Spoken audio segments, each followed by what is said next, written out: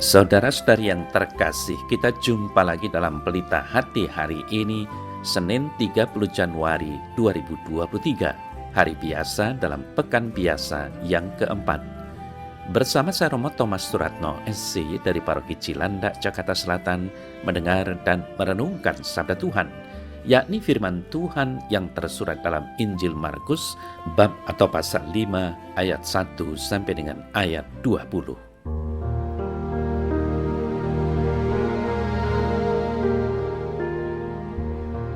Sekali peristiwa, sampailah Yesus dan para murid di seberang danau di daerah orang Gerasa.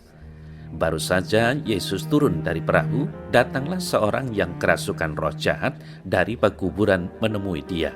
Orang itu diam di sana dan tidak ada seorang pun lagi yang sanggup mengikatnya, sekalipun dengan rantai, karena sudah sering ia dibelenggu dan dirantai, tetapi rantainya diputuskannya dan belenggunya dimusnahkannya, sehingga tidak ada seorang pun yang cukup kuat untuk menjinakkannya. Siang malam ia berkeliaran di pekuburan dan di bukit-bukit sambil berteriak-teriak dan memukuli dirinya dengan batu. Ketika ia melihat Yesus dari jauh, berlarilah ia mendapatkannya lalu menyembahnya, dan dengan keras ia berteriak, "Apa urusanmu dengan aku, hai Yesus, Anak Allah yang Maha Tinggi? Demi Allah, jangan siksa aku." Karena sebelumnya Yesus mengatakan kepadanya, "Hai engkau roh jahat, keluar dari orang ini." Kemudian ia bertanya kepada orang itu, "Siapa namamu?" Jawabnya, "Namaku Legion, karena kami banyak." Ia memohon dengan sangat supaya Yesus jangan mengusir roh-roh itu keluar dari daerah itu. Adalah di sana di lereng bukit sejumlah besar babi sedang mencari makan. Lalu roh-roh itu meminta kepadanya, katanya, "Suruhlah kami pindah ke dalam babi-babi itu, biarkanlah kami memasukinya." Yesus mengabulkan permintaan mereka. Lalu keluarlah roh-roh jahat itu dan memasuki babi-babi itu. Kawanan babi yang kira-kira 2.000 jumlahnya itu terjun dari tebing jurang ke dalam danau dan mati lemas di dalamnya.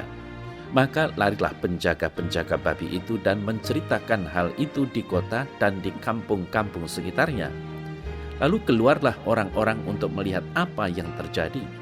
Mereka datang kepada Yesus dan melihat orang yang kerasukan itu duduk sudah berpakaian dan sudah waras, orang yang tadinya kerasukan legion itu. Maka takutlah mereka. Orang-orang yang telah melihat sendiri hal itu menceritakan kepada mereka tentang apa yang telah terjadi atas orang yang kerasukan setan itu dan tentang babi-babi itu. Lalu mereka mendesak Yesus supaya ia meninggalkan daerah mereka. Pada waktu Yesus naik lagi ke dalam perahu, orang yang tadinya kerasukan setan itu meminta supaya ia diperkenankan menyertai dia.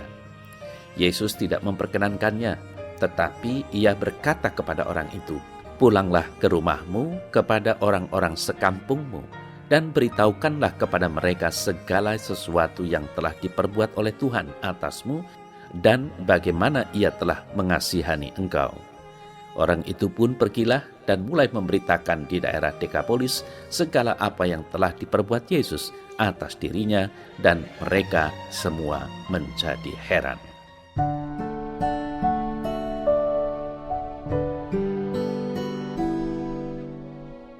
Saudara-saudari yang terkasih, Yesus datang membawa kesembuhan dan pembebasan. Kehadirannya selalu membawa kegentaran bagi roh-roh jahat yang merasuki seseorang. Kehadirannya dirasakan sebagai kehadiran yang ilahi oleh roh-roh jahat itu.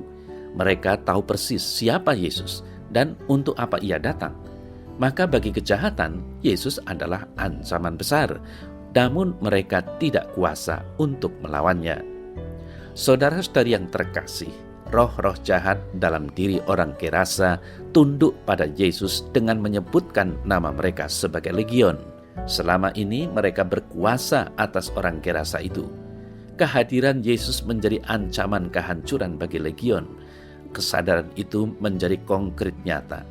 Kata-katanya mempunyai daya ilahi yang membebaskan. Yesus berkuasa atas mereka.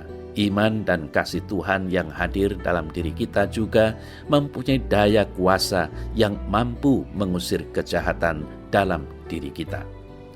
Namun, saudara-saudara yang terkasih, tidak jarang seperti penduduk Gerasa, justru kita sendiri yang meminta Yesus untuk pergi dan menjauh.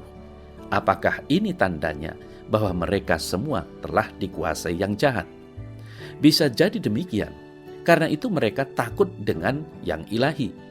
Apakah kita berani sungguh menerima Yesus dalam diri kita sehingga dengan demikian kita menjadi bersih dari kuasa-kuasa jahat?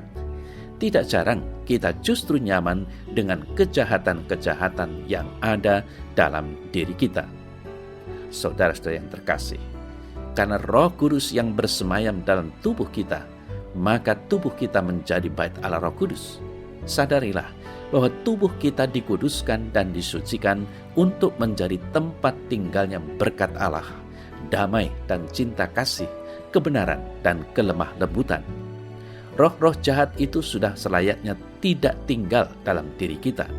Ini hanya bisa terjadi jika kita sungguh-sungguh menerima Yesus yang hadir dalam diri kita masing-masing.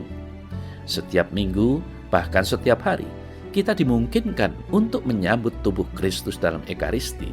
Itulah cara paling konkret kita menerima Tuhan yang hadir secara nyata.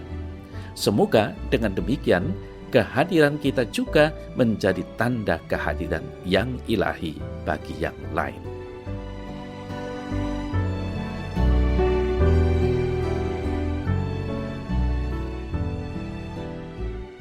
Dalam nama Bapa dan Putra dan Roh Kudus. Amin. Ya Tuhan, ajarilah aku untuk berjuang karena kasih dan demi kebenaran. Kuatkan aku ketika menghadapi berbagai tantangan yang melelahkan kasih dan imanku. Semoga karena rahmat-Mu aku mampu menjadi sakramen-sakramen yang hidup. Amin.